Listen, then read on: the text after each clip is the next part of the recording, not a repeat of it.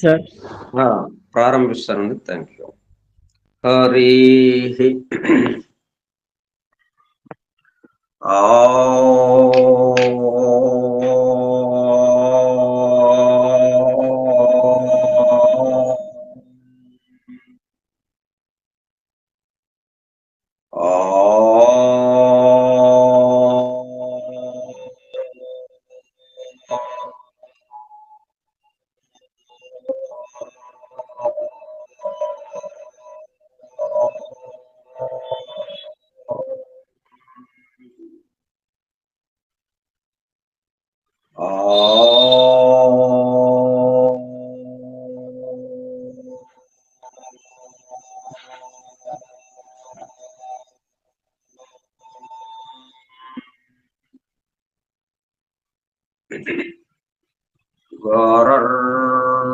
బ్రహ్మా విష్ణు గురుర్దేవో మహేశ్వరః గురుః సాక్షాత్ పరం బ్రహ్మ తస్మై శ్రీ గురవే నమః.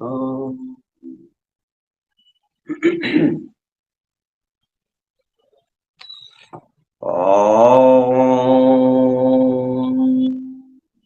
సహనావతు సహనౌ భునక్తు సహ వీర్యం కరవావహై తేజస్వినావధీతమస్తు మా విద్విషావహై.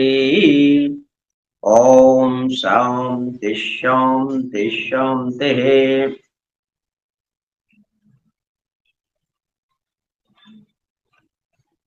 Vasudeva.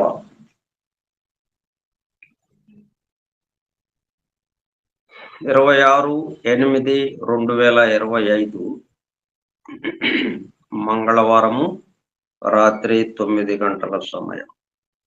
Doctor William G Benham ఆంగ్ల గ్రంథము the laws of scientific hand reading ఆధారముగా శిక్షణా తరగతులలో బోధింపబడిన 1994 సంవత్సరంలో నిర్వహింపబడిన శిక్షణా తరగతులలో బోధింపబడిన అంశములు హస్త సాముద్రిక తత్వశాస్త్ర స్వయంబోధిని గ్రంథముగా ప్రచురింపబడగా, ఆ గ్రంథము ఆధారముగా ప్రస్తుతము అధ్యయనం చేయుచున్న కార్యక్రమమునకు అందరికీ స్వాగతం, అందరకు నమస్కారం. మనం అరచేయ ఆకారానికి సంబంధించి 3 భాగాలుగా చేసుకున్న మొత్తాన్ని అరచేయ ఆకారం, గ్రహ శిఖర స్థానములు, హస్తరేఖలు, అట్లా 3 భాగాల్లో అరచేయ ఆకారానికి సంబంధించి 16 రకాలైనవి ఉన్నాయి. వాటిని తెలుసుకోవడానికి ప్రయత్నిస్తున్నాం. వాటి ద్వారా ఆ చేయగలిగిన వ్యక్తి యొక్క విషయాలు మనకి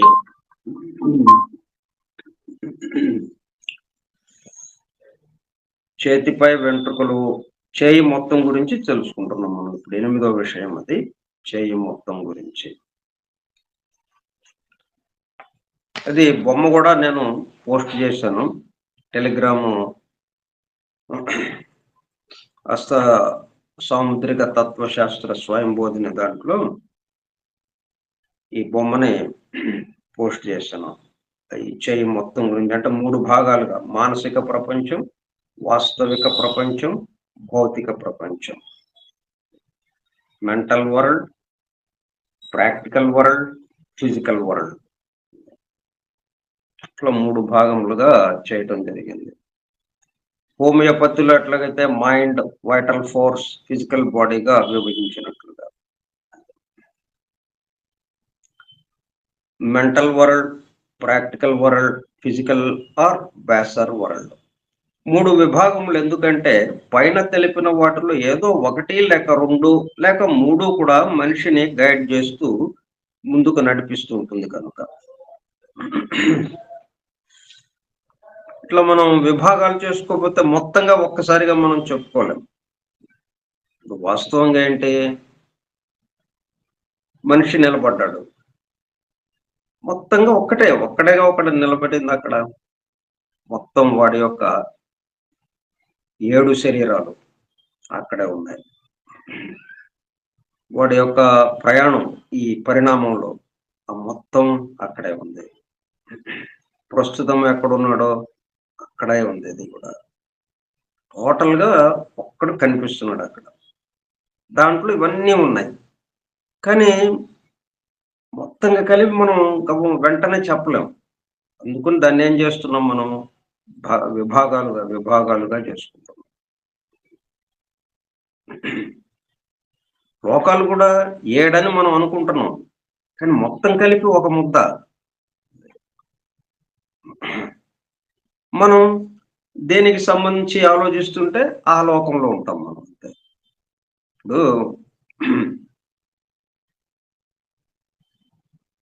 మనం ఇక్కడ ఎదురుగా కూర్చున్నాం. ఎవరో చుట్టూ 4, 5 ఉన్నారు. మాట్లాడుకుంటూ ఉన్నాం. వీడేంటి ఏదో ఆలోచనలోకి వెళ్ళిపోయాడు. ఆ మనస్సుతో పాటు మనస్సులో ఆలోచిస్తూ, ఆ ఊహల్లో తేలిపోతూ ఎక్కడెక్కడో ఆలోచిస్తూ, ఏవేవో గుర్తుకు తెచ్చుకుంటూ దాంట్లో ఉండిపోయాడు. ఇక్కడ లేడు వాడు.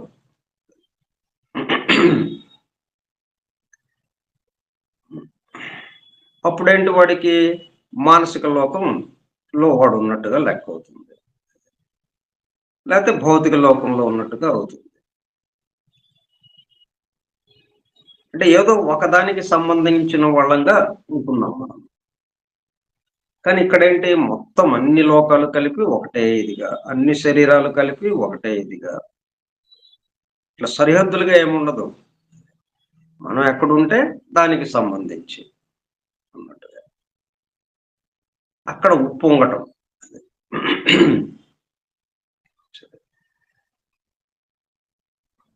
ఏది గైడ్ చేస్తుంది అంటే మార్గదర్శనం చేస్తుంది అనేది దీని ద్వారా తెలుస్తుంది. శాస్త్రం గురించి విషయాలను వివరించేవాడిని బట్టి వినేవాళ్ళు అర్థం చేసుకోవడం ఉంటుంది.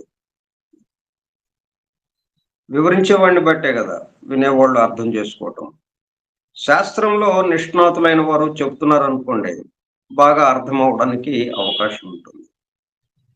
నాలాంటి వాళ్ళు చెప్తుంటే తక్కువగా అర్థం అవడానికి అవకాశం ఉంటుంది. ఆ విధంగా మనల్ని గైడ్ చేసే వాళ్ళని బట్టి మనకు అర్థం అవడం ఎలా ఉంటుందో, అదే విధంగా పైన తెలిపిన 3 భాగములలో ఏది గైడ్ చేస్తుందో దాన్ని బట్టి వారి జీవితం ఉంటుంది. జీవితం మొత్తం ఈ మూడిట్లో ఏదో ఒకటి నడిపిస్తూ ఉంటుంది.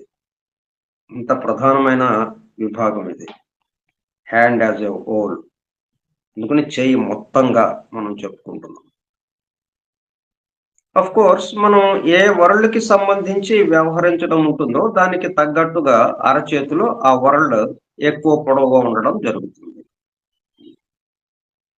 మూడిటిలో ఏది డామినేట్ చేస్తుంటే దాని ద్వారా అతని జీవితంను తెలుసుకోవచ్చు. వ్రేళ్ల భాగం వరకు మెంటల్ వరల్డ్‌ను, వ్రేళ్ల అడుగు భాగం నుండి మూన్ మౌంట్ మరియు వెనస్ మౌంట్ పై భాగములను కలుపుతూ గీసిన హారిజంటల్ లైన్ మధ్య భాగం వరకు ప్రాక్టికల్ వరల్డ్‌ను, అరచేయి మధ్య భాగం నుండి క్రింది భాగం వరకు ఫిజికల్ వరల్డ్‌ను తెలియజేస్తుంది.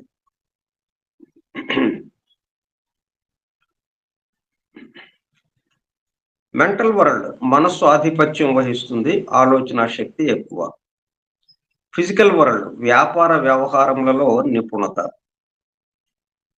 ఫిజికల్ వరల్డ్ ఇంద్రియ సుఖముల పట్ల ఆసక్తి. ఒక్కొక్క వరల్డ్ గురించి ఇంకా వివరంగా తెలుసుకుందాం. మెంటల్ వరల్డ్ అంటే మానసిక ప్రపంచం. మనసు చక్కగా వికసించి ఆలోచన శక్తి పెరుగుతుంది. బ్రెయిన్లు ఎక్కువ పొడవుగా ఉంటాయి. చదువు సంఖ్యలు బాగా అబ్బుతాయి.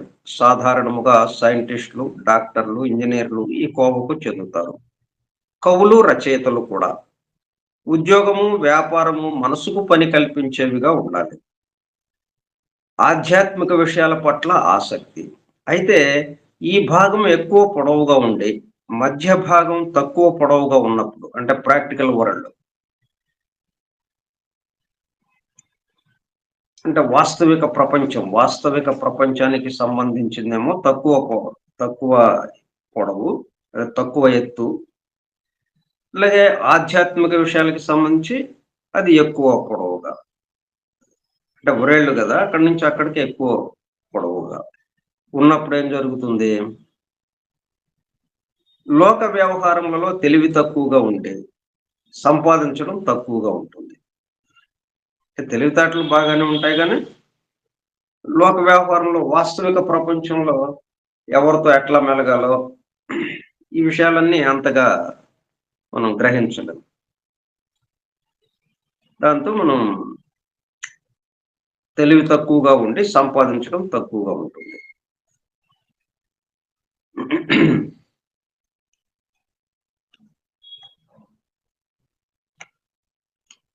అలాగే ప్రాక్టికల్ వరల్డ్ అంటే వాస్తవిక ప్రపంచం. లోకానుభవంతో ప్రయోజనకరమైన పనులు చేపడుతూ ఉంటారు. ప్రతి విషయంలోనూ ప్రాక్టికల్‌గా ఉంటారు.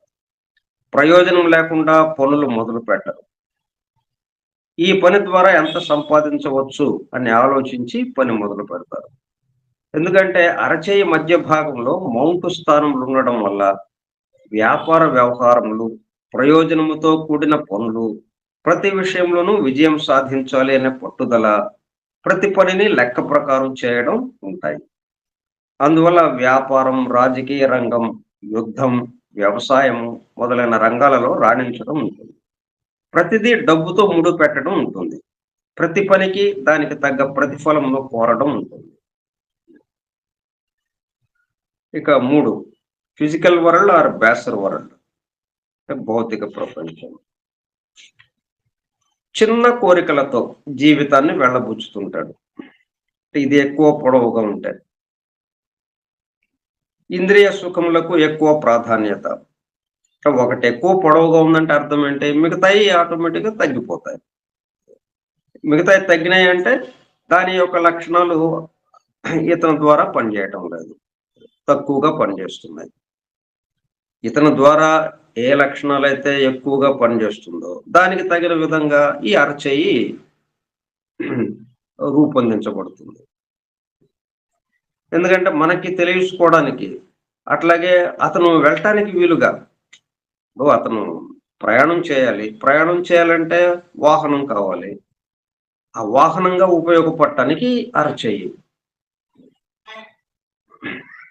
సూక్ష్మంగా అతనికి ఉపయోగపడే ఆ శక్తియుక్తులు అవన్నీ దానికి ప్రతీకగా ఈ అరచేయి ఆకారం ఏర్పడడం జరుగుతుంది.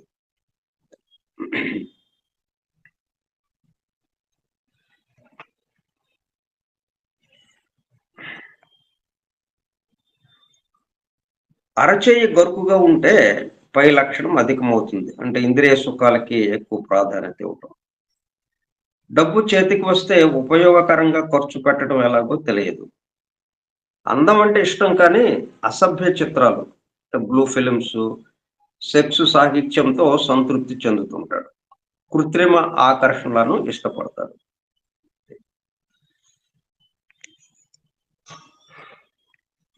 చాలా చిన్న చిన్న కోరికలుగా.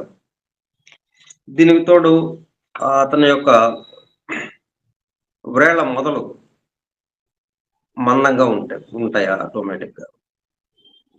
ఈ వ్రేళ్ళు సామాన్యంగా ఏంటంటే పైన తక్కువ వెడల్పుగా ఉంటాయి. క్రమక్రమంగా కిందకి దిగే కొంది, ఆ వేలు మొదట్లోకి దిగే కొంది అక్కడ వెడల్పుగా ఉంటుంది. అట్లా వెడల్పుగా ఉన్నప్పుడు ఏంటంటే పూర్తిగా భౌతిక ప్రపంచానికి పరిమితం అవటం అతను. ఇంద్రియ సుఖాల పట్ల ఆకర్షితుడవుతూ ఉంటాడు.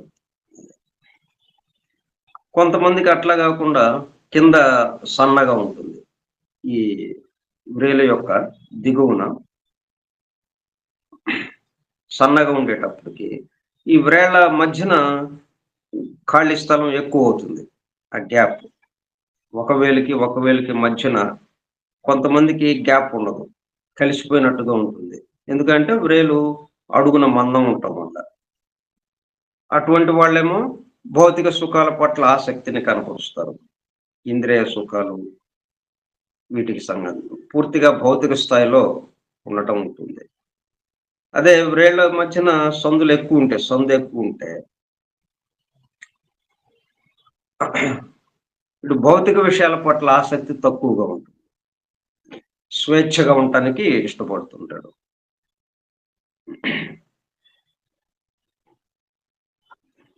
సరే. పైన తెలిపిన 3 విభాగములు సమానముగా ఉంటే లక్షణములు నార్మల్‌గా, బ్యాలెన్స్‌డ్‌గా ఉంటాయి. సక్సెస్ సాధించడానికి పూర్తి అవకాశం ఉంటుంది. ఒకటి ఇంకొక దానికి సహకరిస్తూ అన్నట్టుగా. ఈ మూడిటి యొక్క సమతూకంతో ఏదైనా గాని సాధించడానికి వీలవుతుంది. ఈ అంశమును ఇతర అంశములతో జత చేసి చూడాలి. ప్రతిదీ అట్లాగా చూసుకోవాలి మనం. ముఖ్యముగా చేయి మందము మరియు దృఢత్వము తీరుతో. చేయి మందం మరియు దృఢత్వం అంటే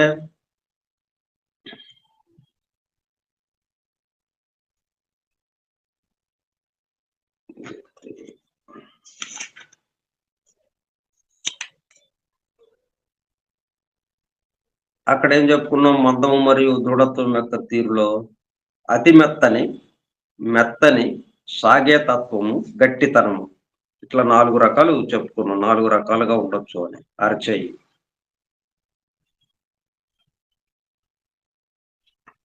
అట్లా ఇప్పుడు ఈ 3 విభాగాలకి సంబంధించి అరచేయి మెత్తగా ఉంటే, అతి మెత్తనిగా ఉంటే, ఆ అతి మెత్తని లక్షణాలు ఏమవుతాయి? ఫ్లాబీ హ్యాండ్, బొద్దుగా అతి మెత్తగా ఉన్న అరచేతి స్పాంజిని నొక్కుతున్న భావన కలుగుతుందని చెప్పుకున్నాం మనం. అంత మెత్తగా ఉంటుందన్నమాట. ఏమాత్రం ఎముకలు లేనట్లుగా. అంటే ఊహలతో తేలిపోతూ ఉంటాడు. వీడికి ప్రాక్టికల్ వరల్డ్ ఎక్కువ పొడవు ఉంటే సంఘర్షణ మొదలవుతుంది. ఎందుకంటే ప్రాక్టికల్ వరల్డ్ గానేమో పని చేయాల్సిన అవసరం వస్తుంటుంది. ఎందుకంటే అది ఎక్కువ పొడవుగా ఉంది కాబట్టి. కానీ దానికి వ్యతిరేకంగా అతి మెత్తని అరచేయి అయిపోయింది అతనిది. రెండిటికి ఒకదానికొకటి వ్యతిరేకంగా ఉన్నాయి. దాంతో ఘర్షణ. ఈ అతి మెత్తని ఏమి సూచిస్తుంది? మేలకుండా కూర్చుందాం అనుకుంటారు. ఈ ప్రాక్టికల్‌గా వరల్డ్‌కి సంబంధించింది ఎక్కువ పొడవు ఉంటే పనులు ఒక్క నిమిషం విశ్రాంతి లేకుండా చక్క పనులు చేస్తూ ఆ ప్రయోజనానికి సంబంధించి డబ్బు సంపాదన గాని ఇట్లా వాటికేసి వెళ్ళాలి. యాక్షన్ ఓరియెంటెడ్‌గా ఉంటుంది వాడి వ్యవహారం. వీడి వ్యవహారమేమో మంచానికి పరిమితం అన్నట్టుగా ఉంటుంది. హాయిగా వాళ్ళు కుర్చీలో కూర్చునో, మంచం మీద పడుకునో కలలు కంటూ ఉంటాడు. అతి మెత్తని. ఈ రెండిటికి సరిపడదు. దాంతో అనారోగ్యం, ఆకర్షణ ద్వారా ప్రశాంతత లేకుండా. ఇప్పుడు మన దగ్గరకొచ్చినప్పుడు, లేతే మన చేయి అలాగా ఉన్నప్పుడు జాగ్రత్తగా చూసుకొని, ఈ రెండిటికి మధ్యన ఉన్న ఘర్షణని, ఇదిగో ఇది వెలితి. ఈ వెలితి వల్ల నీకు ఇట్లాగా ఉంది. ఒకదానికొకటి ఇది ఇట్లాగుంది, ఇది ఇలాగుంది. కాబట్టి నువ్వు ఏదో ఒకదాన్ని ఎంచుకుని, దానికి తగ్గట్టుగా ముందుకు వెళ్ళటం. లేతే నీకు అనుకోని అవకాశంగా ఈ ప్రాక్టికల్ వరల్డ్ వచ్చింది. నువ్వు మామూలుగా అయితే శుభ్రంగా ఒక చోట కూర్చుని అలా జీవితం గడిపేసిన పరిస్థితి. కానీ అట్లా కాకుండా నీకు అదనంగా ఒక అవకాశాన్ని భగవంతుడు కల్పించాడు. ఏది? Practical world. అంటే దీన్ని ఉపయోగించుకొని నువ్వు ముందుకు వెళ్ళటానికి ప్రయత్నం చేయాలి. ప్రయత్నం చేయాలంటే ఇప్పుడేంటి? కొంత ప్రయత్నం. ఏంటా ప్రయత్నం? ముందు ఆ బద్ధకాన్ని వదిలించుకోవడం. బద్ధకాన్ని వదిలించుకోవడానికి పొద్దున్నే ఉదయాన్నే లేవడం, జిమ్ లాంటి వాటికి అలవాటు చేసుకోవటం, లేకపోతే వాకింగ్, లేతే ఆ యోగాసనాలు వేయటం, ఇట్లా ఒక కార్యక్రమాన్ని ఉదయాన్నే పెట్టుకునేటప్పటికల్లా ఆ బద్ధకం వదిలిపోతుంది. బద్ధకం ఎప్పుడైతే తగ్గిందో ఆటోమేటిక్‌గా ప్రాక్టికల్ వరల్డ్‌కి వచ్చేస్తాడిక. ఇంకా ఘర్షణ తగ్గిపోతుంది. బ్రహ్మాండంగా పనులు చేస్తాడు. అతి మెత్తని ప్రాక్టికల్ వరల్డ్ ఎక్కువ. ఈ 2 ఒకదానికొకటి వ్యతిరేకం కాబట్టి అన్నీ ఫెయిల్యూర్స్. జీవితం అంతా అశాంతి. అటువంటి స్థితిని మనం ఈ విధంగా విశ్లేషణ చేస్తూ, అట్లా అతన్ని మలిచి అద్భుతంగా అతను జీవితంలో ముందుకు వెళ్ళేటట్టుగా చేయొచ్చు మనం అట్లా సలహా ఇచ్చి. అలా ఉంటాయన్నమాట. అట్లా ఒకదానికొకటి ఇలాగా మనం జత చేసి పరిశీలిస్తుంటే, ఒకదానికొకటి పొందికగా ఉందా లేదా?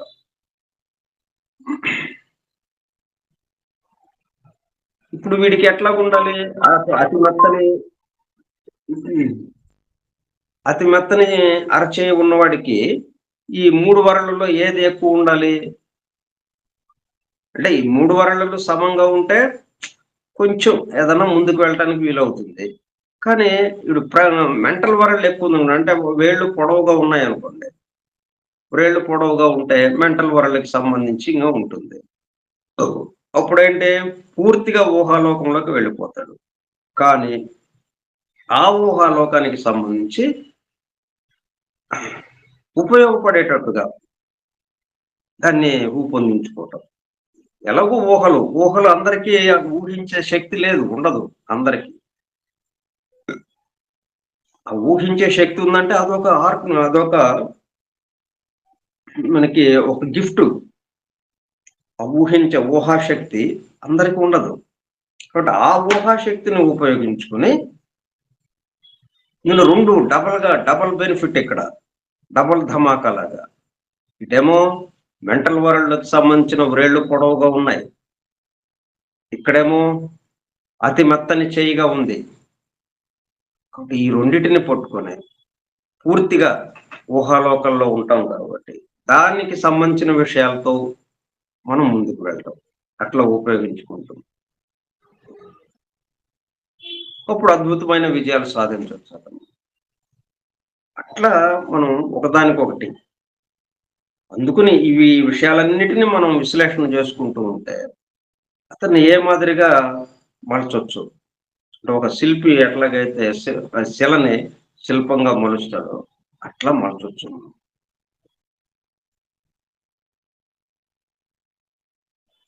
ఇతర అంశములతో జత చేసి చూడాలి. ముఖ్యంగా చేయి మందము మరియు దృఢత్వము తీరుతో. అట్లాగే అతి మెత్తని కాకుండా మెత్తగా ఉంది. ఇంకొకటి. అట్లాగే సాగే తత్వంగా ఉంది. ఈ సాగే తత్వము ప్రాక్టికల్ వరల్డ్ సమ ఎక్కువ ఉందనుకోండి అక్కడ. ఈ సాగే తత్వంతో ఒక అద్భుతమైన విజయాలు సాధించవచ్చు అతను వ్యాపారంలో. గట్టితనం. ఈ గట్టితనం వచ్చినప్పుడు బేసర్ వరల్డ్ అంటే భౌతిక ప్రపంచం ఎక్కువ పొడవుగా ఉంటే అప్పుడు ఆ రెండిటికి సరిపోతుంది. లేకపోతే ఇక్కడేమో అరచేయి గట్టిగా ఉంది. అక్కడేమో వ్రేళ్ళు పొడవుగా ఉన్నాయి. అక్కడేమో మానసిక ప్రపంచం. ఇక్కడేమో పూర్తిగా భౌతిక ప్రపంచం. ఈ రెండిటికి లంగరాలదు. గందరగోళం. ఇట్లా వీటిని ఎట్లాగా బ్యాలెన్స్ చేసుకోవడం మనం చెప్పడానికి వీలవుతుంది. ఇట్లా చూసి విశ్లేషణ చేసినప్పుడు మనం ఇట్లా బ్యాలెన్స్ చేసుకోవాలి. ఏదైనా చివరికేంటి ఆ న్యాయస్థానంలో ఉన్న ధర్మదేవత చేతిలో ఉన్న త్రాసు. ఎట్లా కింద పడు, మీద పడు ఏదైనా చేసుకోండి. త్రాసు సమంగా ఉండాలంతే. ఒకటి ఎక్కువతో మనం ముందుకు వెళ్దామంటే కుదరదు. బ్యాలెన్స్. మిగతా వాటిని కూడా మనకు ఒకటి ఎక్కువ ఉంది. ఓకే. ఆ ఎక్కువ ఉన్నదాన్ని ఉపయోగించుకుంటూ, ఈ తక్కువగా ఉన్న వాటిని దానికి సమానంగా వచ్చేటట్టుగా ప్రయత్నం పూర్వకంగా దాన్ని మార్చుకోవటం. సో, ఒక భాగము ఇంకొక భాగము కన్నా కొంచెం పొడవుంటే, కొద్దిగా పొడవున్న భాగము డామినేట్ చేయడం ఉండదు. కానీ ఆ భాగం యొక్క లక్షణముల పట్ల ఆసక్తి ఉంటుంది. మైండ్ ద్వారా కీర్తి రావచ్చు, కానీ ధనం రాదు. వేసవి వరల వల్ల డబ్బు సంపాదన పట్ల ఆసక్తి తక్కువ, ఇంద్రియ సుఖముల పట్ల ఆసక్తి ఎక్కువ. ఇప్పుడు ఈ ముఠాకు మామూలుగా తాపి పని వాళ్ళు, ఇటువంటి వాళ్ళు ఉంటారు. ఈ మొద్దు పనులు చేసేవాళ్ళు, కూలి పనులు చేసేవాళ్ళు. ఆ రోజు డబ్బులు రాంగానే ఇంకా తాగుడుకి, ఆ ఇంద్రియ సుఖాలకి, వాటికి వెళ్ళిపోతారు. ఆ రోజు డబ్బులు దానికెళ్ళిపోతాయి. అందుకే మనకి కొంచెం పేద కుటుంబాల్లో ఎక్కువ ఘర్షణ ఇదే. భర్తేమో వచ్చిన డబ్బులన్నీ తాగుడుకి, ఇలా ఇట్లాగా స్త్రీలతో తిరగటానికి, వీటికి ఉపయోగిస్తుంటాడు. ఇంట్లో డబ్బులివ్వడు. దాంతో కుటుంబంలో అశాంతి, గందరగోళం. ఆ భార్యే కష్టపడి పిల్లల్ని పెంచుకుంటూ, ఆ కుటుంబాన్ని ఈదుకుంటూ అలాగ ముందుకెళ్ళాల్సొస్తుంది. అంటే బ్యాచలర్ వరల్డ్ ఎక్కువ పొడవుగా ఉండటంతో.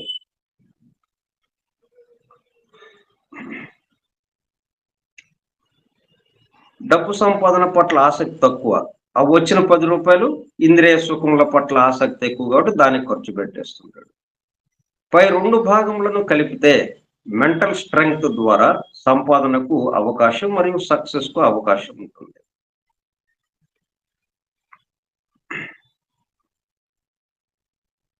ఒకదానికొకటి ఎలా కలుపుకోవాలి? ఇది వాడికి ఈ విశ్లేషణ చేస్తూ మిగతా అంశాలను కూడా పరిశీలిస్తూ ఎక్కడెక్కడ బలహీనతలున్నాయో, ఎక్కడెక్కడ బలాలున్నాయో, బలం బలంగా ఉందో, ఆ బలంగా ఉన్నదాన్ని తీసుకొచ్చి ఈ బలహీనతగా ఉన్నదానికి సంబంధించి కొంత ప్రయత్నం ద్వారా దానికి తోడ్పడి, దానికి జత చేస్తూ మనం ముందుకు సాగితే అప్పుడు ఫెయిల్యూర్స్ కాకుండా సక్సెస్‌కే అవకాశం ఉంటుంది. మానసిక ప్రశాంతత దొరుకుతుంది మనకి. క్రింది 2 భాగములను కలిపితే అంటే ప్రాక్టికల్, బ్యాచలర్ వరల్డ్. అంటే వాస్తవిక ప్రపంచం, భౌతిక ప్రపంచం కలిపితే చిన్న చిన్న ఉద్యోగముల ద్వారా, శారీరక శ్రమ ద్వారా డబ్బు సంపాదించవచ్చు. సక్సెస్‌కు అవకాశం కొంత తక్కువ. మధ్య భాగమును వదిలి పై భాగము, క్రింది భాగమును కలిపితే అంటే మెంటల్ వరల్డ్, బ్యాచలర్ వరల్డ్, మానసిక ప్రపంచం, భౌతిక ప్రపంచం ఈ రెండిటి ద్వారా ఏం జరుగుతుంది? కామన్ సెన్సు, లోకానుభవం లేకుండా అంటే ప్రాక్టికల్ లేదింకా. మైండ్ ద్వారా తక్కువ స్థాయిలో ఇంద్రియములను సంతృప్తి పరచుటకు మాత్రమే పనులు చేయటం ఉంటుంది. సక్సెస్‌కు అవకాశం చాలా తక్కువ.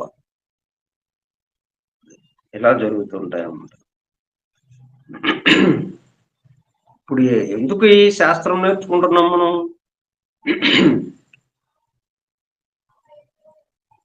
ఈ చేతిని విశ్లేషణ చేయటం ద్వారా వాడిలో ఉన్న అనేక రకాలైన విషయాలని ఒకదానికొకటి జత చేస్తూ ఆ కాంబినేషన్స్‌తో వాడు సక్సెస్ కేసి వెళ్ళటానికి, మనసు ప్రశాంతంగా ఉండే స్థితికి, వాడు ఇతరులను ఇబ్బంది పెట్టేటట్టు కాకుండా, ఇతరులకి ఉపయోగపడేటట్టుగా ఉండేటట్టుగా మనం మార్చడానికి అవకాశం ఉంటుంది.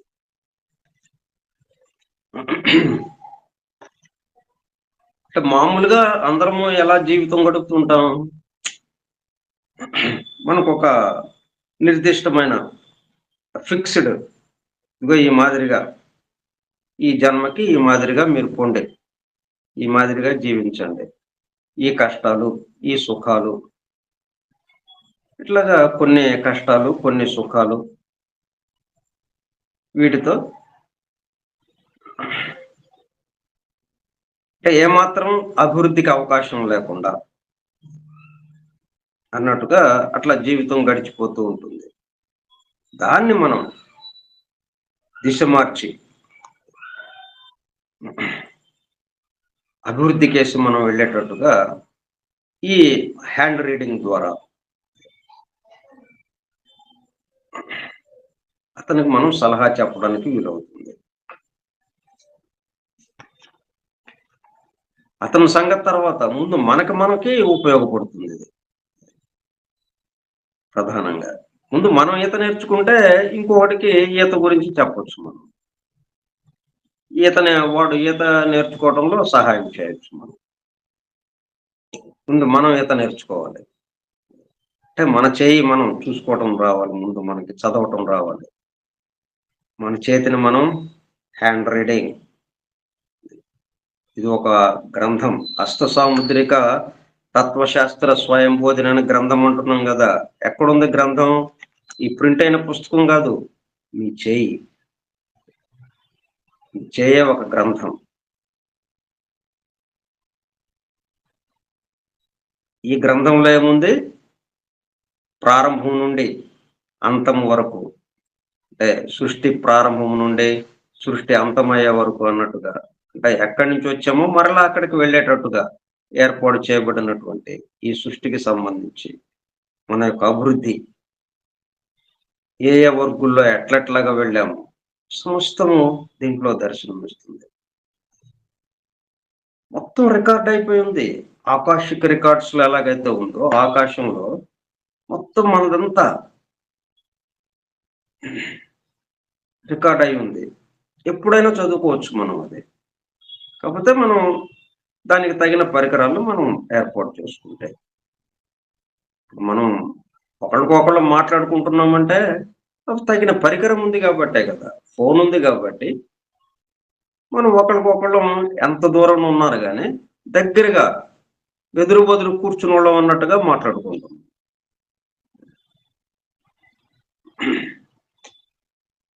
ఓకే. ఇంకా వ్రేళ్ళ గురించి ఫింగర్స్ ఇన్ జనరల్ అది మనం రేపు ముచ్చటించుకుందాం.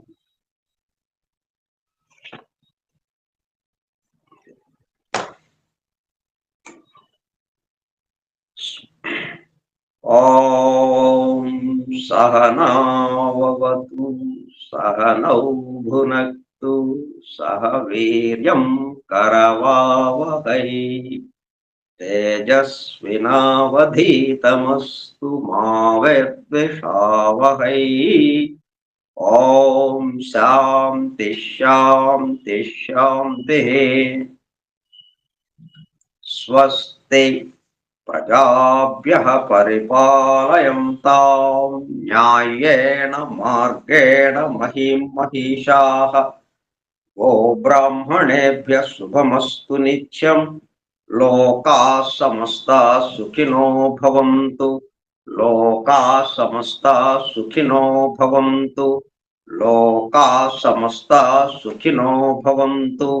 ఓం శాంతి శాంతి శాంతి. మనకి ఎట్లాగైతే వేదము 4 విభాగాలతో ఎలాగ ఉందో ఆ 4 విభాగాలు ఎక్కడున్నాయి? మనలోనే మనగా ఉంది. వేదముగా ఉన్నాం మనందరము. నిత్యము దాంతోనే వ్యవహరిస్తున్నాం. ఉచ్ఛ్వాస నిశ్వాసము సామవేదం. ఇట్లాగ వాక్కు ఋగ్వేదము. మనలో జరుగుతున్నటువంటి ఆ యజ్ఞార్థ కర్మగా మనం చేస్తున్న పనులు ఇవన్నీ యజుర్వేదం. ఒక పరిపాలక వ్యవస్థగా ఈ దేహ వ్యవస్థ మొత్తం నడుస్తుంది అథర్వణ వేదం.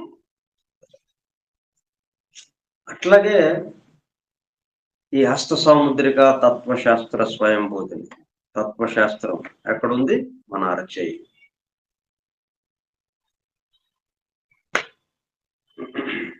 ఓకే. వాసుదేవ. వాసుదేవ్.